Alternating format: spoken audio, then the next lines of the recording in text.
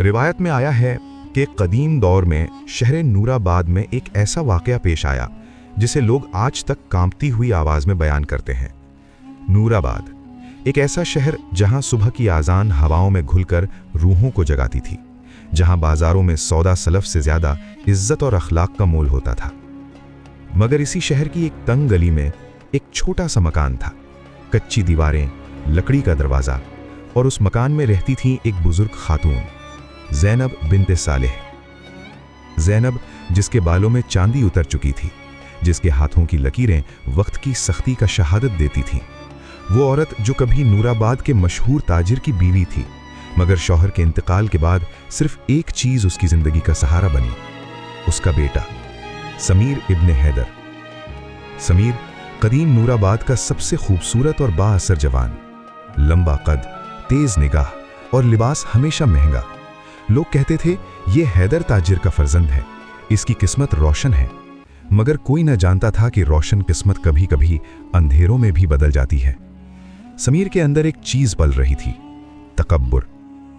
एक दिन ज़ैनब ने नरमी से फरमाया, बेटा समीर, आज सुबह से दिल बेचैन है, अगर मुमकिन हो तो आज बाजार से जल्दी वापस आ जाना। समीर ने अपनी इमामा ठीक करते हुए सर्द लहजे में कहा, अम्मी, बाजार तिजारत का मकाम होता है और तिजारत जज्बात से नहीं चलती। ये अल्फाज ज्यादा सख्त न थे, मगर लहजा वो तीर से कम न था। ज़ैनब ने बस इतना कहा, अल्लाह तुम्हें कामयाबी अता करे। मगर उस दुआ में अजनबी सी कसक थी। उस रात नूराबाद पर चांदनी उतरी हुई थी। समीर देर से घर लौटा, दरवाजा जोर से खटखटाया। ज़ैनब ने जल्दी से उठकर दरवाजा खोला। बेटा, इंतजार करती रही। समीर ने आंखों में नफरत नहीं मगर बेजारी लेकर कहा, हर रोज इंतजार की रिवायत क्यों दोहराती हो? मैं बच्चा नहीं रहा। यह जुमला ज़ैनब के दिल पर ऐसा लगा जैसे किसी ने पुरानी दीवार में दरार डाल दी हो। दिन बीतते गए, समीर का रवैया सख्त होता गया। बाजार में उसका रुतबा बढ़ता रहा, घर में मां की अहमियत कम होती गई। एक दिन गुस्से में कह बैठा, काश मुझे अपनी जिंदगी का फैसला खुद करने दिया जाता, हर कदम पर नसीहत न होती। ये अल्फाज जमीन पर न गिरे, अर्श तक उठ गए। उस रात ज़ैनब ने तहज्जुद के वक्त अपने कमजोर हाथों से सजदा किया। नूराबाद सो रहा था, मगर एक मां रो रही थी, या रब, अगर मेरे फर्जंद के दिल में मेरे लिए सख्ती पैदा हो गई है तो तू इसे मेरी कद्र सिखा दे, चाहे वक्त की सख्ती से ही क्यों ना हो। यह बद्दुआ न थी, यह मजलूम मां की आह थी। और रिवायत में आया है, मां की आह और मजलूम की सदा आसमान के पर्दे चीर देती है। नूराबाद की हवाओं में उस रात अजीब सा सुकून था। दूर कहीं से कुत्ते भौंक रहे थे, चांद आधे बादलों में छुपा हुआ था। ज़ैनब ने सजदा लंबा कर दिया था, उसकी पेशानी जमीन पर ठहरी रही, जैसे मिट्टी से अपना दर्द कह रही हो। आंखों से आंसू बेआवाज बह रहे थे। या अल्लाह, बस इतना ही निकला। फिर वो उठकर दीवार से लगकर बैठ गई। तस्बीह के दाने उंगलियों में थे, मगर जुबान खामोश हो चुकी थी। उस खामोशी में सिर्फ एक मां का टूटना था। फजर की आजान ने शहर को जगाया। समीर ने बेदिली से करवट बदली। ज़ैनब ने आहिस्ता से उसके कमरे का पर्दा हटाया। बेटा, नमाज का वक्त हो गया है। समीर ने आंख आधी खोलकर कहा, अम्मी, आप पढ़ लीजिए। ज़ैनब ने कुछ न कहा, वो वापस मुड़ गई। उसका कदम बोझल था। नूराबाद का बाजार कदीम था, पत्थर की फर्श, लकड़ी के ठेले, मसालों की खुशबू। समीर अपनी दुकान पर जाकर बैठा। आज उसका लहजा और भी सख्त था। एक बुजुर्ग फकीर ने आकर कहा, बेटे, अल्लाह के नाम पर कुछ दे दे। समीर ने नजर उठाए बगैर कहा, काम करो, भीख न मांगो। फकीर ने उसे देखा, आंखों में गिला नहीं था, बस दर्द था। वो चुपचाप आगे बढ़ गया।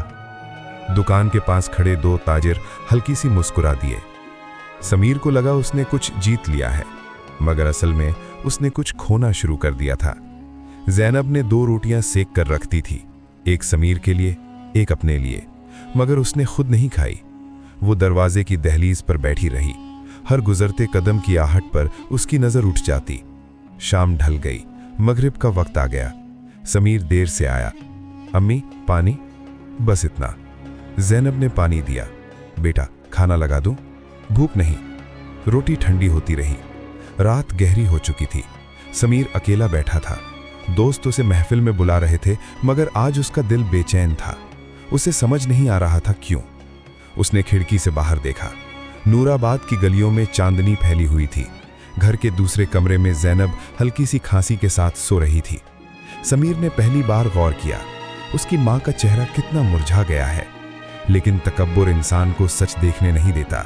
वो उठकर बाहर निकल गया। रात के आखिरी पहर जब शहर बिल्कुल सुस्त हो चुका था, समीर वापस लौटा। दरवाज़ा खुला था।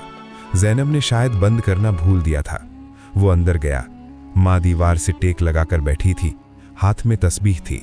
आंखों के कोने नम थे, मगर वो सो चुकी थी। समीर ने कुछ लम्हों तक उसे देखा, फिर धीरे से तस्बीह उसके हाथ से गिर गई। आवाज़ हल्की सी हुई। ज़ैनब की आंख खुल गई। बेटा, आ गए। समीर ने बस सिर हिला दिया।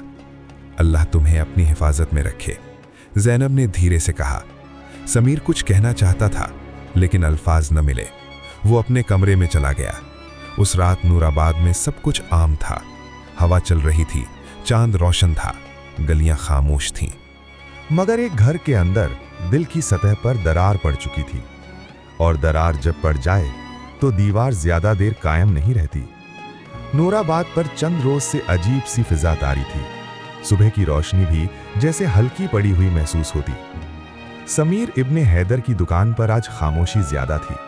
लकड़ी के तख्त पर बैठा वो हिसाब के दफ्तर उलट रहा था। उंगलियां सिक्कों को गिन रही थीं, मगर दिल में इत्मीनान न था। एक पुराना ताजिर हाजी करीम धीरे कदम उसकी तरफ आया। समीर, तिजारत में नरमी भी होती है। समीर ने सर्द मुस्कुराहट के साथ जवाब दिया। नरमी से मुनाफा कम होता है हाजी साहब। हाजी करीम ने गहरी नजर से देखा। मुनाफा हर दफा सिक्कों में नहीं होता बेटा। समीर ने नजर फेर ली। दोपहर के करीब एक शोर उठा। दूर से लोग भागते नजर आए। किसी काफिले का सौदा गलत तौल दिया गया था। इल्जाम समीर पर लगा। इसने नापा कम दिया, एक ग्राहक चीखा। समीर की गर्दन तन गई। ऐसे इल्जाम से मेरी शोहरत कम ना होगी। मगर लोगों की आंखों में शक था। नूराबाद का बाजार शोहरत से ज्यादा एतबार पर चलता था, और एतबार एक दफा हिले तो फिर देर लगती है संभलने में। शाम तक 3 पुराने ग्राहक दूसरी दुकानों की तरफ चले गए। समीर ने अपने आप को तसल्ली की, कल सब ठीक हो जाएगा। मगर उसकी आवाज में वो यकीन ना था जो पहले हुआ करता था। उस रात जब समीर घर लौटा, ज़ैनब चूल्हे के पास बैठी थी। आंच कम थी, हाथ कांप रहे थे। बेटा, आज देर हो गई। समीर ने सिर्फ हूं कहा। ज़ैनब ने धीरे से पूछा, सब खैरियत है ना? समीर को लगा जैसे किसी ने उसके सीने पर हाथ रख दिया हो, मगर उसने लहजा सख्त कर लिया। हर बात बताना जरूरी नहीं होता। ज़ैनब ने नजर झुका ली। उसकी आंखों में फिक्र का साया और गहरा हो गया। रात का दूसरा पहर। समीर ने हिसाब के औराक फिर से देखे। गिनती सही थी, मगर आज उसे हर सिक्का हल्का लग रहा था। दोस्त आज महफिल में उसका इंतजार करते रहे, मगर वो न गया। उसने अपने कमरे की रोशनी बुझा दी। अंधेरे में इंसान अपने आप से बच नहीं पाता। उसके जहन में फकीर का चेहरा उभर आया, फिर हाजी करीम की नसीहत, फिर माँ का कमजोर सा जिस्म। उसने करवट बदली। नींद उससे रूठ गई। दूसरे कमरे में ज़ैनब खांसी के दौरों से बेहाल थी, मगर उसने आवाज दबा ली। वो नहीं चाहती थी कि समीर परेशान हो। उसने तस्बीह उठाई, या अल्लाह, मेरे फर्जंद की हिफाजत फरमा। हर दाने के साथ उसकी सांस भारी होती गई। घर की दीवारें उस दुआ की गवाह बन रही थीं। चंद रोज में तिजारत और गिर गई। लोग चुपचाप दूसरी दुकानों से सौदा लेने लगे। बाजार में सरगोशियां फैल गईं। तकब्बुर में बरकत नहीं होती। समीर ने जब ये जुमला सुना तो उसका रंग उड़ गया। वो अपनी दुकान के तख्त पर बैठा रहा, मगर आज कोई खरीदार ना आया। लकड़ी की दीवार पर लटकता चिराग दिन में भी बेरौनक लग रहा था। घर में अनाज कम होने लगा। ज़ैनब ने अपने पुराने जेवर का छोटा सा टुकड़ा बेच दिया। समीर को बताया नहीं। चूल्हे पर दाल पतली होने लगी, रोटी छोटी। मगर जब समीर ने पूछा, ज़ैनब ने मुस्कुरा कर कहा, उम्र के साथ भूख कम हो जाती है बेटा। समीर ने उसकी आंखों में झांक कर नहीं देखा। अगर देखता तो शायद कुछ टूट जाता। एक रात नूराबाद पर तेज बारिश हुई। गलियों में कीचड़ भर गया। छत से पानी टपकने लगा। समीर ने देखा कि कमरे के कोने से पानी अंदर आ रहा है। ज़ैनब ने अपनी पुरानी चादर से रास्ता रोका। मैं कर लेती हूँ, वो बोली, मगर हाथ कांप गए। चादर फिसल गई। समीर ने पहली दफा तेज कदम बढ़ाए। उसने चादर ठीक की। लम्हा भर के लिए उनकी नजरें मिली। ज़ैनब की आंखों में शुक्र था। समीर की आंखों में उलझन।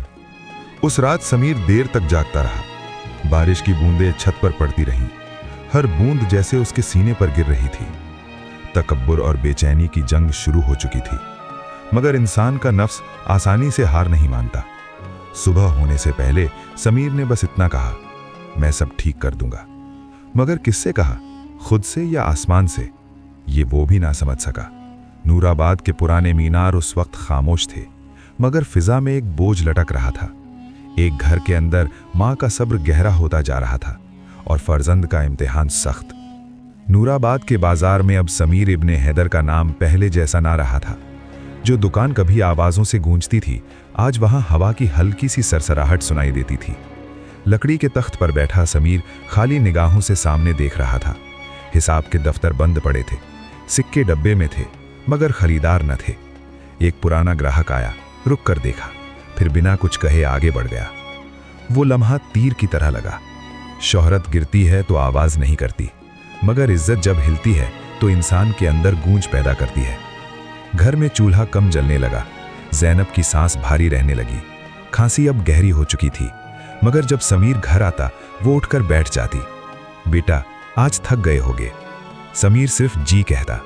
अब उसके अल्फाज कम हो गए थे। तकब्बुर टूटकर खामोशी में बदल रहा था। एक शाम समीर देर तक घर न लौटा। ज़ैनब दरवाजे की दहलीज पर बैठी रही। हवा सर्द थी, उसके कंधों पर पुरानी चादर थी। रात गहरी होती गई। पड़ोस की एक औरत ने कहा, बहन ज़ैनब, अंदर चली जाओ। वो हल्की सी मुस्कुराई। माँ का इंतजार अंदर नहीं होता। आखिर जब समीर आया, उसने माँ को बाहर बैठा देखा। अम्मी, आप यहाँ क्यों बैठी हैं? ज़ैनब ने बस इतना कहा। दिल को तसल्ली मिलती है जब बेटा सामने से आए। समीर ने पहली बार नजर झुका ली। उस रात उसने महफिल का रुख ना किया। समीर ने उस रात नींद की कोशिश की, मगर आंखें बंद करते ही गुजरे मंजर उभर आते। फकीर का चेहरा, हाजी करीम की नसीहत, माँ का इंतजार। उसने करवट बदली। दिल में अजीब सा बोझ था। सुबह के करीब उसने देखा ज़ैनब सजदे में है, लंबे सजदे में। उसकी पीठ हल्की सी कांप रही थी। समीर दरवाजे के पास खड़ा रहा। वो पहली दफा था जब उसने माँ की इबादत को देखा। उसके होंठ हिले, या रब, मेरे फर्जंद पर रहम फरमा। समीर का सीना भारी हो गया। चंद रोज बाद कर्ज देने वाले दरवाजे पर आए। समीर, हिसाब अदा करना होगा। उसने कोशिश की वक्त मांगे, मगर बाजार रहम से ज्यादा हिसाब पर चलता है। दुकान का कुछ सामान उठाया गया, तख्त खाली रह गया। समीर चुप खड़ा रहा। किसी ने कंधे पर हाथ न रखा। तकब्बुर जब टूट कर गिरता है तो उसकी आवाज सिर्फ दिल सुनता है। समीर घर लौटा तो देखा ज़ैनब कमरे के कोने में बैठी है, हाथ में पुरानी तस्बीह। उसकी आंखें ज्यादा धंसी हुई लग रही थीं। अम्मी, लफ्ज मुश्किल से निकला। ज़ैनब ने मुस्कुरा कर देखा। बेटा, खाना खा लो। अम्मी, आपने खाया? मैंने खा लिया, मगर चूल्हे पर बर्तन खाली था। समीर समझ गया, दिल में जो पत्थर था उस पर पहली दरार पड़ चुकी थी। उस रात नूराबाद पर चांद पूरा था, मगर समीर के घर में रोशनी कम थी। समीर माँ के पास बैठा। ज़ैनब की सांस तेज चल रही थी। बेटा, जी अम्मी, इंसान से गलती हो जाए तो अल्लाह से माफ़ी मांग लेनी चाहिए, और लोगों से भी। समीर के होंठ कांप गए। अम्मी, मगर आगे लफ्ज न निकला। उसने माँ के हाथ अपने हाथों में लिए। वो हाथ जो कभी मजबूत थे, आज हल्की सी थरथराहट में थे। ज़ैनब ने धीरे से कहा, मैं तुमसे नाराज नहीं हूं बेटा। ये जुमला सुनते ही समीर के दिल का बोझ और भारी हो गया।